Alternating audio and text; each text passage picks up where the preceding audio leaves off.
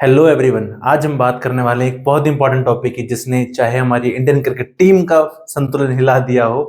Because उनके sponsor dream eleven जो कि मनी मनी रिलेटेड गेम है, मनी स्टेक जहां पर लगाया जाता है। तो इसीलिए हमारी लोकसभा और राज्यसभा ने एक लॉ पास किया है जिसके ऊपर हमारे प्रेसिडेंट ने भी अपना एसेंट दे दिया है। That is the promotion and regulation of online gaming act 2025। This act has been divided into 6 chapters. The first chapter talk about preliminary things, in which the section 1 talks about title, extent, and commencement. Title यानी कि act का हमारा title क्या है? The Promotion and Regulation of Online Gaming Act 2025. Secondly, extent कहां तक फैला हुआ है, कहां तक इसका implication है. Before the removal of Article 370, हम हमेशा होता था कि it is applicable to whole of the India except J&K यानी कि Jammu and Kashmir, but after the removal of 370 now it applies to whole of the India.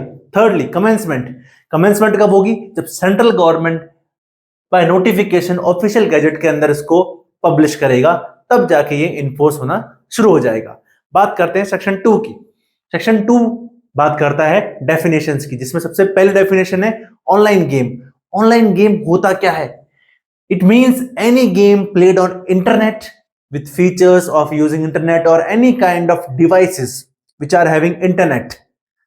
That is called as online game. और online money game, that is their second definition. We talked about जहां पर आपकी money stake पर हो या फिर reward मिल रहे हो, जैसे कि ड्रीम 11, रमी गेम्स, बहुत सारे ऑनलाइन गेम्स जो इस तरीके के चल रहे हैं, वो आपकी हो गई यहाँ पे second definition. Third one is e sports की बात करें। ई स्पोर्ट्स यानी कि किसी भी प्रकार का कॉम्पिटेटिव वीडियो गेम जिसमें कि स्किल आपका आउटकम डिटरमाइन करेगी। ई स्पोर्ट्स यानी कि electronic sports. Next one is regulatory authorities, जिसका मेंशन किया गया है सेक्शन 8 के अंदर की एक अथॉरिटी बनाई जाएगी जो कि इन सब ऑनलाइन गेम्स या फिर ई स्पोर्ट्स को रेगुलेट करेगी, कंट्रोल करेगी। Third one is online social games, which means games primarily designed for social interaction without monetary stakes. सबसे इंपॉर्टेंट चीज, without monetary stakes. Monetary stakes था इसीलिए ड्रीम 11 और बाकी सारे गेम्स के ऊपर बैन लग गया है। तो इसके इसीलिए कहा गया है कि ऐसे गेम्स जो मेनली प्राइमरली डिजाइन किए गए हैं सोशल इंटरेक्शन के लिए, सोसाइटी के इंटरेक्शन के लिए, जिसके अंदर मनी स्टेक पर नहीं है। That is the main point over here. अब बात करते हैं हमारे चैप्टर 2 की, जिसका है डेवलपमेंट एंड रिकॉग्निशन, कि पहले डेवलप करेंगे फिर रिकॉग्नाइजेशन की बात हो रही साथ में। तो सेक्शन 3 क्या कहता है? रिकॉग्निशन ऑफ ई स्पोर्ट्स यानी कि इलेक्ट्रॉनिक स्पोर्ट्स। अब इलेक्ट्रॉनिक स्पोर्ट्स, ई स्पोर्ट्स को हमने क्या कर दिया है? ऑफिशियल स्पोर्ट की तरह रिकॉग्नाइज कर दिया है इंडिया के अंदर, क्योंकि the ministry of youth affairs and sports क्या करेगी? एक स्पेशल ई स्पोर्ट्स डिवीजन को स्टैब्लिश करेगी, जहां पर नेशनल और स्टेट ई लेवल स्पोर्ट्स के टूर्नामेंट किए जाएंगे annually. And also, e-sport athletes shall be eligible for sports quotas in education and employment. काफी जगह उन चीजों का और भी फायदा मिलेगा उन्हें, because now it is a official sport in India. Section 4 that talks about development of online social games. The government shall establish an online gaming development fund. Even क्या करेगी? गवर्नमेंट को एक ऑनलाइन गेमिंग डेवलपमेंट फंड भी यहां पर बनाना पड़ेगा। Incentives भी आपको प्रोवाइड किए जाएंगे कि जो जो आप कंपनीज, ऐसी इंडिजिनस कंपनीज है जो कि ऐसे गेम्स डेवलप कर रही हैं, स्पेशल इकोनॉमिक जोन्स बनाए जाएंगे ताकि गेम्स की टेक्नोलॉजी को और ज्यादा डेवलप किया जा सके। एजुकेशनल इंस्टीट्यूशंस को और इंकरेज किया जाएगा ताकि ऐसे कोर्सेज ऑफर करें जिसमें कि गेम डिजाइन और डेवलपमेंट होती हो। इवन एनुअल अवार्ड्स भी दिए जाएंगे जो कि रिकॉग्नाइज करेंगे आपकी एक्सीलेंस इंडियन गेम डेवलपमेंट के अंदर। This is how we will develop and recognise e sports in India. Now let's talk about chapter 3, that is prohibition. क्योंकि हमने बात कर लिया कि हम डेवलप करेंगे, रिकॉग्नाइज करेंगे, क्या डेफिनेशंस होती हैं, पर अब बात करते हैं प्रोहिबिशन की, जिसमें हमारा सेक्शन 5 कहता है blanket ban on online money gaming, यानी कि पूर्ण रूप से कंप्लीटली बैन होगा सारे के सारे ऑनलाइन मनी गेम, यानी कि वो गेम जिसमें मनी इन्वॉल्व होता हो, वो ऑनलाइन होता हो, completely it is banned. All forms of online gaming involving monetary stakes are prohibited. किसी भी तरीके का ऑनलाइन गेमिंग के अंदर अगर मनी स्टेक पर है, प्रोहिबिटेड है completely. So no person shall operate, कोई पर्सन ऑपरेट नहीं करेगा, प्रमोट नहीं करेगा, पार्टिसिपेट नहीं करेगा किसी भी प्रकार की ऑनलाइन गेमिंग के अंदर। और जो एग्जिस्टेंस और प्लेटफॉर्म्स हैं और जो एग्जिस्टिंग प्लेटफॉर्म्स हैं उनको अपने ऑपरेशन सीज करने होंगे। एक्ट के लागू होने, इन्फोर्स होने के 90 डेज के अंदर अंदर they have to cease whatever they are having their online gaming platforms, उनको अपने सीज करने पड़ेंगे। सेक्शन 6 क्या कहता है? Ban on advertisement. कि पहले के टाइम में आपने देखा होगा ड्रीम इलेवन के एड्स कर रहे हैं, हमारे इन्फ्लुएंसर्स कर रहे हैं, सेलिब्रिटीज कर रहे हैं, चाहे वो क्रिकेट के हो या फिर फुटबॉल को या फिर हमारे बॉलीवुड सेलिब्रिटीज हो, सारे उनको प्रमोट कर रहे थे। Now it is completely banned. No person sell advertise और promote online money gaming in any form. कोई भी पर्सन किसी भी प्रकार के ऑनलाइन गेमिंग जहां पर मनी इन्वॉल्व हो उसको किसी प्रकार से प्रमोट नहीं करेगा और एडवर्टाइज नहीं करेगा। All media platforms shall be prohibited from carrying advertisement for online money gaming।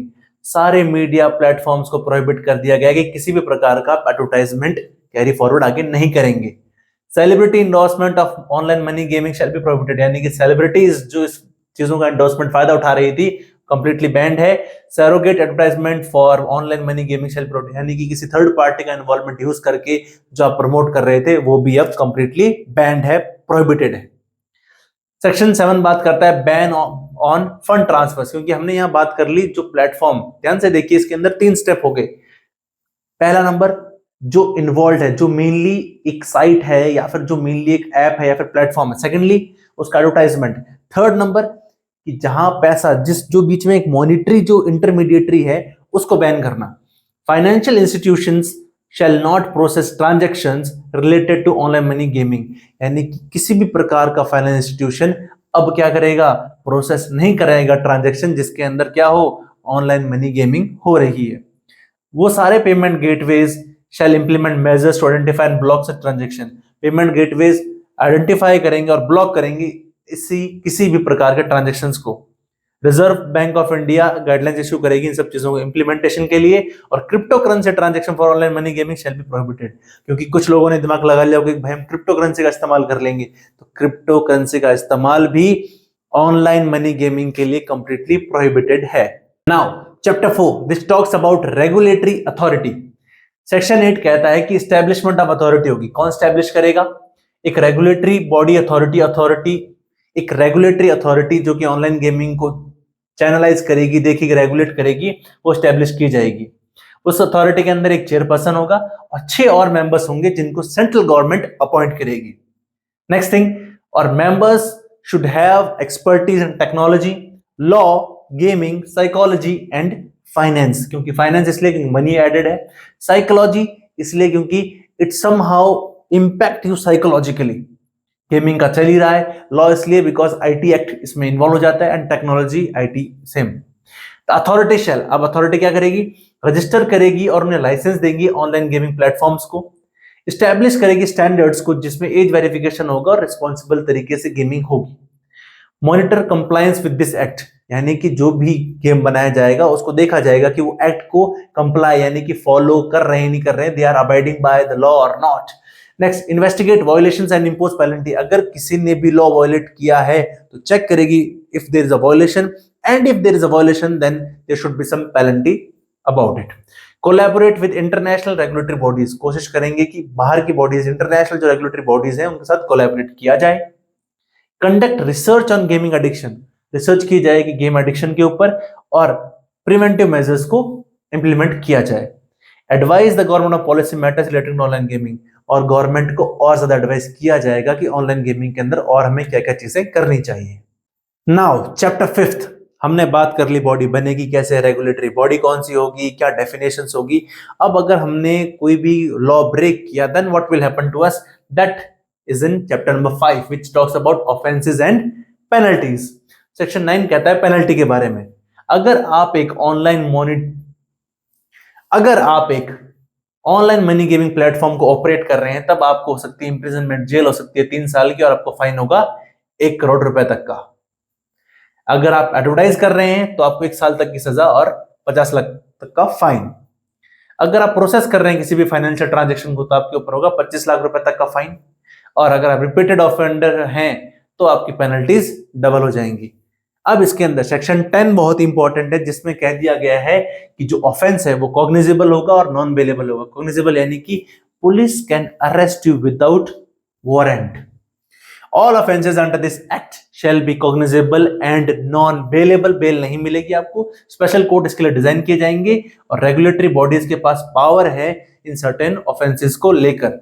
Even इसमें पावर दी गई है कि सर्च एंड सीजर की भी, जो कि फिजिकली एंड ऑनलाइन बहुत तरीके से आपकी की जा सकती है, जैसे कि सर्वर्स हैं, ऑनलाइन आपके जितने भी सब कुछ हैं उनको सीज एंड सीजर कर सकती है, सीजर कर सकती है उनका। अगला कॉर्पोरेट लायबिलिटी। अब उस कंपनी की क्या लायबिलिटी होगी? When an offence is committed, अगर कोई कंपनी ऑफेंस करती है तो जो पर्सन इंचार्ज है उसको गिल्टी माना जाएगा, डायरेक्टर, मैनेजर, ऑफिसर्स जो रिस्पॉन्सिबल है उनको लायबल माना जाएगा, और ड्यू डिलीजेंस ही सिर्फ इनका एक डिफेंस है, otherwise there is no defence, they will be held liable under this act.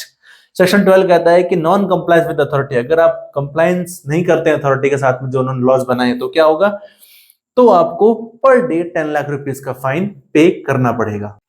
अब बात करते हैं चैप्टर 6 की, दैट टॉक्स अबाउट मिसलेनियस, यानी कि जो आपकी बाकी चीजें बच गई हैं उसके बारे में बात करते हैं। सेक्शन 13 कहता है आपका कंप्लायंस, कि जितनी भी ऑनलाइन गेमिंग प्लेटफॉर्म्स हैं उनको अपने आप को रजिस्टर करना पड़ेगा अथॉरिटी के साथ। सेक्शन 14 कहता है blocking power, authority may direct ISPs to block access to non compliant platforms, authorities may direct ISPs to block access to non compliant platforms, authority के पास पूरी पावर रहेगी, जो इंटरनेट सर्विस प्रोवाइडर्स होते हैं आईएसपी, उनके पास पूरी पावर दी जाएगी कि उनको ब्लॉक करते एक्सेस, किनको? जो की प्लेटफॉर्म्स हमारे अथॉरिटी के रूल्स एंड रेगुलेशंस को कंप्लाई या फिर एक्ट को जो कंप्लाई नहीं कर रहे हैं। इन्वेस्टिगेशन पावर क्या है? अथॉरिटी के पास पावर है टू इन्वेस्टिगेट वायलेंस। सेक्शन 15 कहता है इन्वेस्टिगेटिंग पावर्स, अथॉरिटी के पास पूरी पावर है कि वायलेशंस को इन्वेस्टिगेट कर सके। सेक्शन 16 कहता है सर्च एंड सीजर, जिसकी हमने बात की थी, ऑथराइज्ड ऑफिसर्स में conduct search and seizure equipment online and offline बहुत तरीके से कर सकती है। सेक्शन 17 कहता है good faith clause, no suit against persons acting in good faith under this act, यानी कि अगर कोई पर्सन गुड फेथ के अंदर कोई काम कर रहा है तो उसके अंदर तो उसके ऊपर किसी भी प्रकार का लॉ लागू नहीं होगा, he will be safe, that will be a defense। Overriding effect, section 18 कहता है ओवरराइडिंग इफेक्ट, कहता है कि इस एक्ट का सारे स्टेट लॉज, यानी कि this act shall have overriding effect over all other law, चाहे वो स्टेट लॉ हो या फिर किसी प्रकार का लॉ हो, सबके ऊपर इसका ओवरराइडिंग इफेक्ट होगा, that it will be applied. Section 19 कहता है पावर टू मेक रूल्स, और इन सब के अंदर प्रोविजंस बनाने की सारी पावर किसके पास होगी? सेंट्रल गवर्नमेंट के पास होगी। सेक्शन 20 कहता है पावर टू रिमूव डिफिकल्टीज, और सेंट्रल गवर्नमेंट के पास पावर है जो कि डिफिकल्टीज रिमूव कर सकती है इंप्लीमेंटेशन से रिलेटेड और बाकी सारे लॉज रिलेटेड। इसी तरीके से हम बाकी और नए लॉज भी आपके सामने लेकर आएंगे, तो बताइएगा आपको कैसा लगा आपको ये एक्ट, तो प्लीज बताइएगा, comment below, like share and subscribe. Thank you everyone.